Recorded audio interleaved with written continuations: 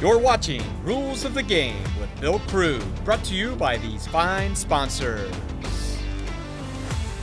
Albert Sporting Goods, American Legion Post 323, All Glaze Equipment Rental, Capabilities, David Wabacher Attorney, Eagles 767, FCA, Fowler's TV, Freedom Marketing Strategies, Grand Lake Roofing, Guarneri's Pizzeria, Jackalope Stash, Larry Schaff Auto Sales, Laura Yelton State Farm, MHS Alumni Foundation, Miller Funeral Homes, Minster Bank, Plus One Professional Real Estate, Ryder Rooters, Roots Pub, St. Mary's Foundry, Sean Barnett Electrical, Spees Chiropractic and Wellness Center, Spring Street Storage, TSC, and Varsity Lanes.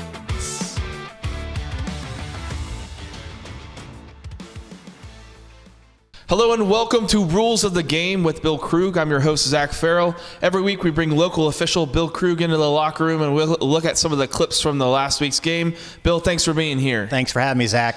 Bill, we had the first round of the playoffs and the Riders had an amazing comeback victory against Miami Trace. We've got some clips from the game, but before we get started, where are you at this week? This week I'm at Minster. I have the St. Henry Minster game, a MAC matchup in the second week of the playoffs, and so that's good. I'm not too far from home.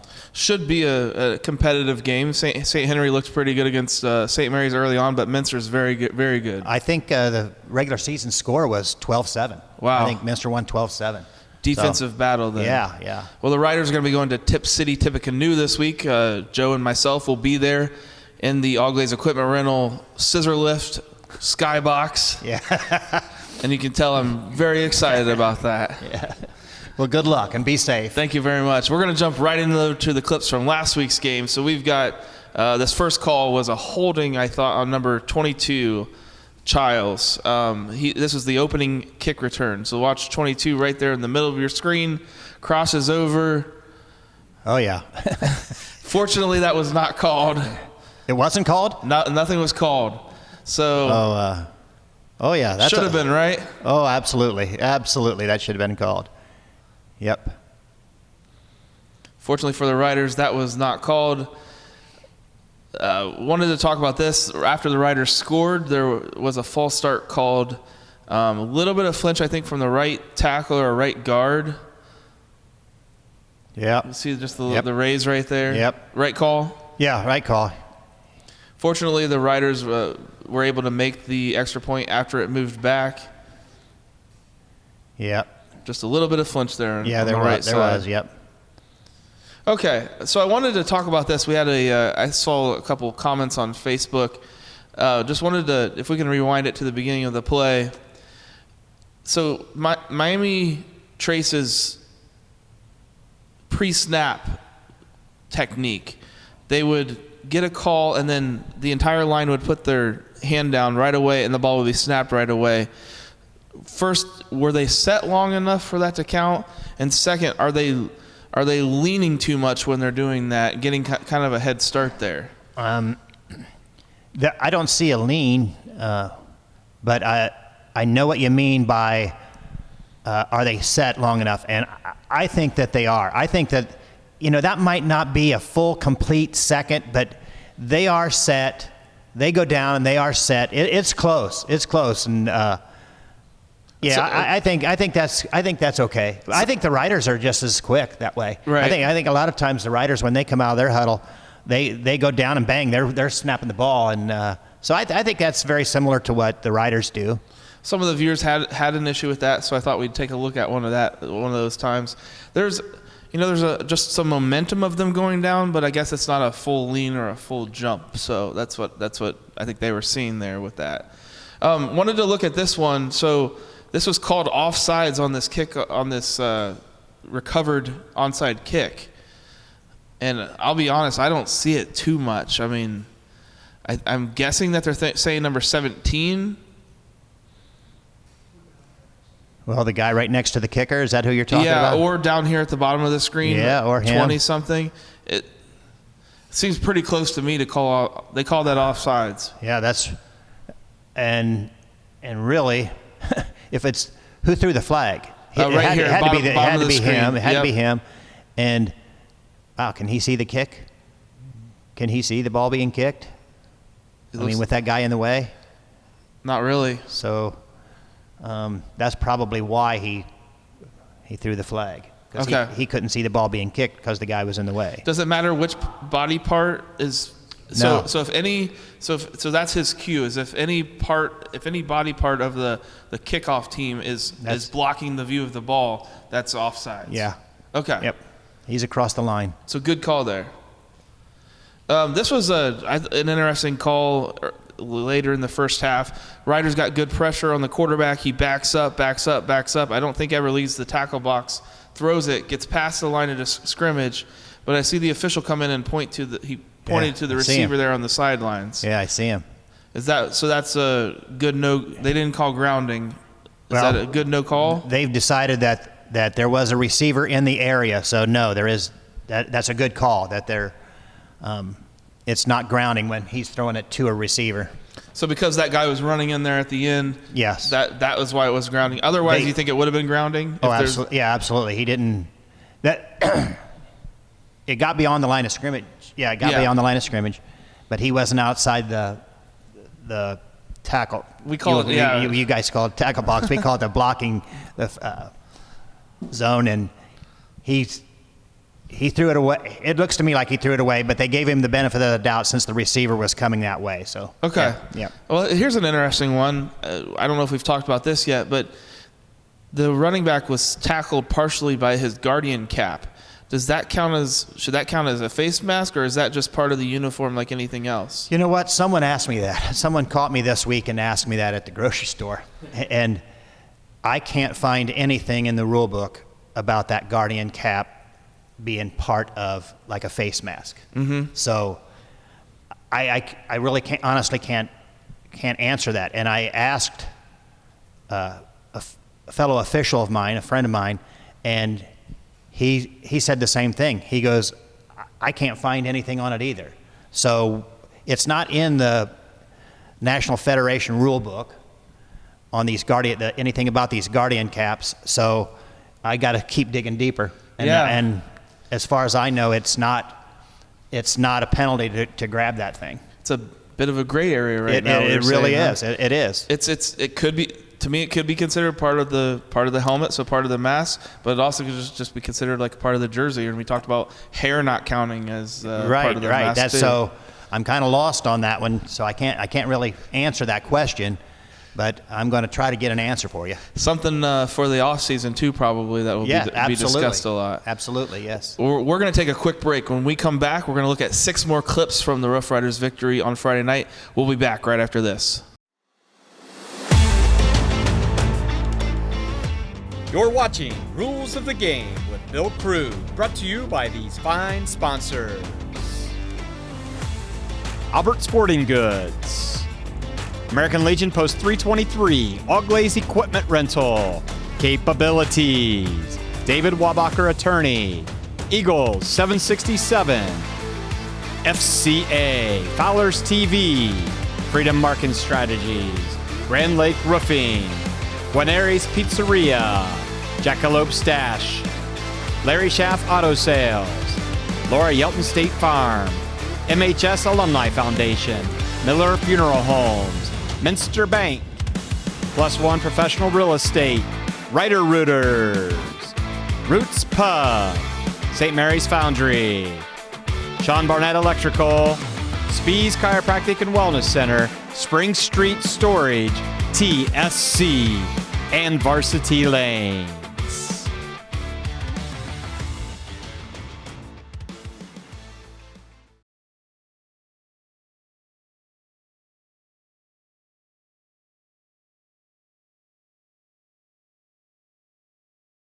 Welcome back to Rules of the Game with Bill Krug. Thank you to all of our sponsors for being with us all year long. Bill, we are in the playoffs right now, so if the Riders lose, we will not be back here. So if this is our last week together, really appreciate your time for the season. Well, I've had a blast doing it. I've got giving everybody some information that they can enjoy the game a little bit more and understand what the officials are doing on the field and what they're calling and what they're seeing. So it's been great for me too. I've really enjoyed this. Thanks for asking me to be here. I think that's really what it's all about, is making sure that people are enjoying the product on the field a little bit more, or having a better appreciation for what's going on. Yeah, with that. I agree. And I like to teach that. I like to let people know, no, you're looking at it wrong. Here's how you need to look at it. I really enjoy that. So absolutely. Well, we're going to look right here at this play. This is a big gain for St. Mary's. First off, Kessler at the bottom starts very offsides but works his way back. Is that okay? Is that sort of given a little bit of lenience there? Yeah, he was given a little bit of lenience there. Once that center has his hands on the ball, it's supposed to. But those kids, they have a hard time coming out there and looking where that line of scrimmage is, where that neutral zone is, and looking over to the official, and the official will help them out. And he did there. I'm sure the official yelled at him, "Hey, back up, back up." And and they get it both ways. I mean, they're telling both teams the same thing. So it's not anything that put the other team at a disadvantage before the ball was snapped, but it's supposed to be when that center grabs that ball, that's when you can't be in that neutral zone. Something to look for in future games. The rest of the play, fortunately, the play stood because the rest of the play, deep pass to Kessler and pass interference called, but he made the catch anyway. Wow, what a catch. Yeah, that was pretty nice. Looking at the pass interference, seemed pretty obvious to me. You as well? Oh, yeah, he's dragging him down here. Yeah, he's all over him there. Tackling him before the ball gets there. He had to do everything he could to stop it. It would have been, if he doesn't catch the ball, it's only a 15-yard gain. How long of a gain was that? Right, yeah, right. So I guess if you're going to do that, you might as well just completely tackle him, make sure he doesn't catch the ball, right?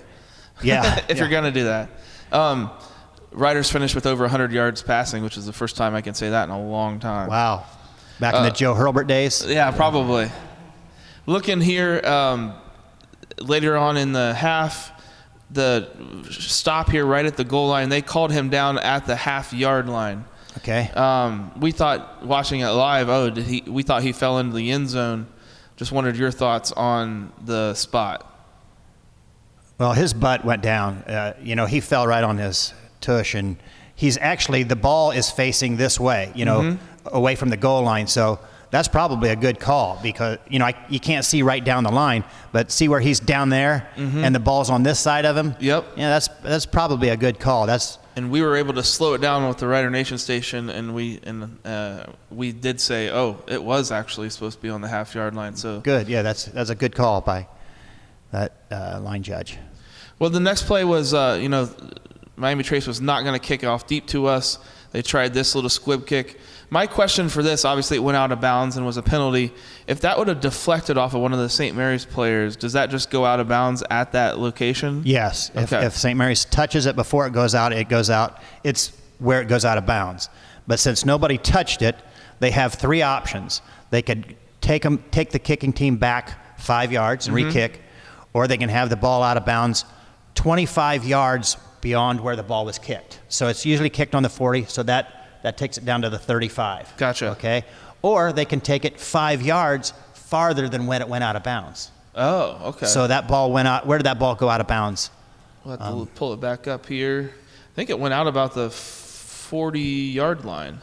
Went out at just the past 35. 35. So their choice probably would be to take the ball at the 40. Okay. They get the 5-yard penalty there, or back up the kicker 5 yards, or 25 yards from where the ball was kicked. Okay. That makes sense. I think they did take it at the 40, and I never thought twice about it, but that's Yeah. why. Okay.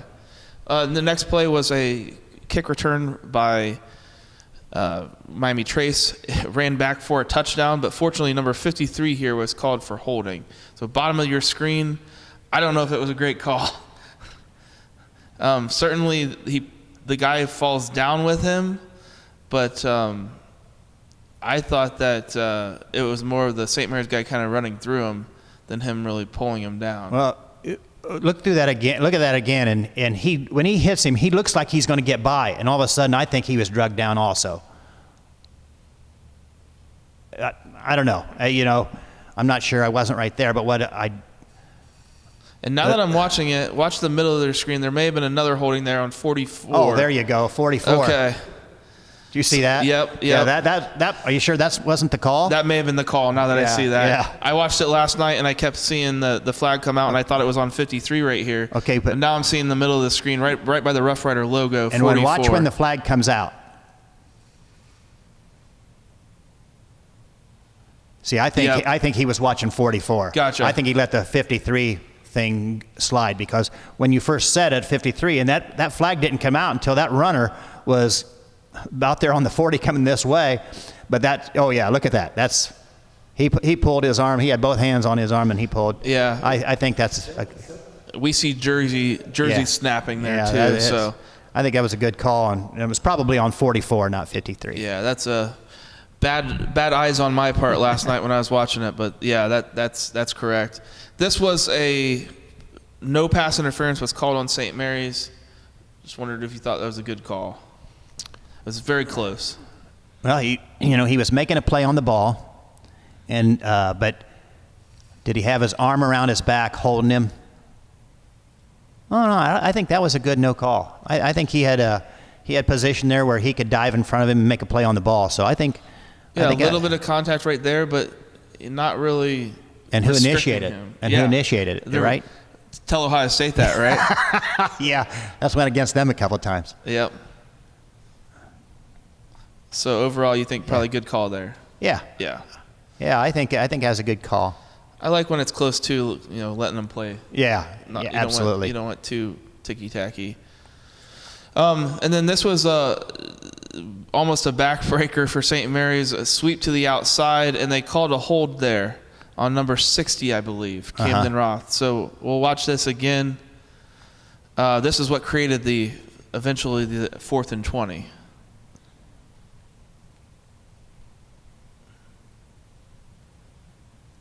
Yeah. So I thought he just kind of hooked the shoulder as he's blocking him. I didn't see him pull it, though. I just saw him sort of go over the top of him. He's knocking him backwards. He's got a little bit of a hook there, but then he just kind of goes over the top of him. Yeah. And what's odd about that is, where did the flag come from? It came from the back judge. And right. He's throwing a flag on the other side of the line of scrimmage. You would think the line judge on the far side would have the better view of that. And the umpire and the center judge. Did they have 5 or 6 officials in this game? 6. 6. So they had a center judge that was right there looking at it. They had the head linesman out there, right there looking at the point of attack. And I don't see anybody else that could. I watched this a few times, and I didn't see any other potential hold. I think that's where they called it at. The flag comes right in there. Yeah, right? Yeah, that came from the back judge, and there was 3 other guys that were. But if he sees it, that's his prerogative, That's right? his prerogative. Well, fortunately, St. Mary's was able to throw a 41-yard touchdown pass shortly after that, and what an exciting ending, huh? Yeah, all's well that ends well, I guess. You guys up there in the booth, you were going crazy up there. Yeah, and we got on video. That was pretty fun. Yeah, that was. I saw it. And there's been lots of remixes and videos put out there, so it'll be a fun one to remember for several years. Oh, good. And regardless of what happens to this team this season, they'll have that to remember. Yeah, so. yeah. It'll be a good night. We'll have hopefully more clips next week, highlights from a St. Mary's victory at Tip City Tippecanoe. I want to thank Bill Krug for being here each and every week this season, and we'll see everybody next time. Bye, everyone. Thanks for watching another episode of Rider Nation Station. Help us help you by subscribing on YouTube or following us on Facebook.